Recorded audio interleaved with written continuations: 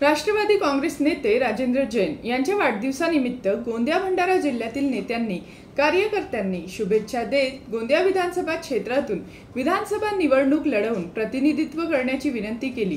तर राजेंद्र जैन यांनी देखील महायुतीच्या वतीने संधी मिळेल तर नक्कीच गोंदिया विधानसभा क्षेत्राचा प्रतिनिधित्व करेन असा शब्द दिला।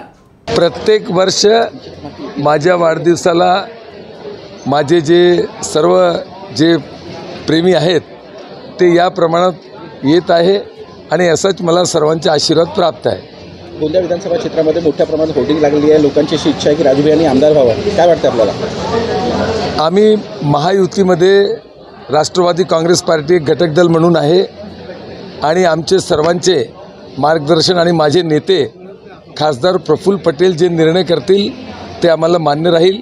राष्ट्रवादी काँग्रेस पार्टीने आणि राष्ट्रवादी काँग्रेस पार्टीचे सर्व कार्यकर्त्यांनी गोंदिया विधानसभाची तिकीट राष्ट्रवादीला मिळाली पाहिजे अशी मागणी माननीय खासदार प्रफुल्ल पटेल साहेबांकडे केलेली आहे।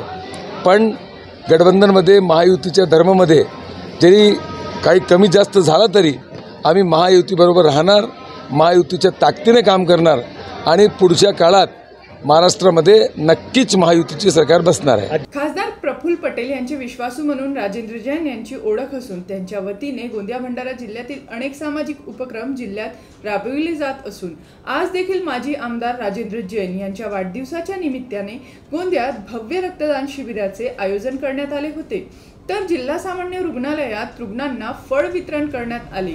तर गोंदिया शहरातील NMD कॉलेजच्या ऑडिटोरियम हॉलमध्ये त्यांचा वाढदिवस कार्यकर्त्यांनी केक कापून साजरा केला। तर यावेळी आमदार विनोद अग्रवाल, आमदार मनोहर चंद्रिकापुरे, सहकार महर्षी सुनील फुंडे यांच्यासह अनेक नेते कार्यकर्त्यांनी पुष्पगुच्छ देत वाढदिवसाच्या शुभेच्छा दिल्या।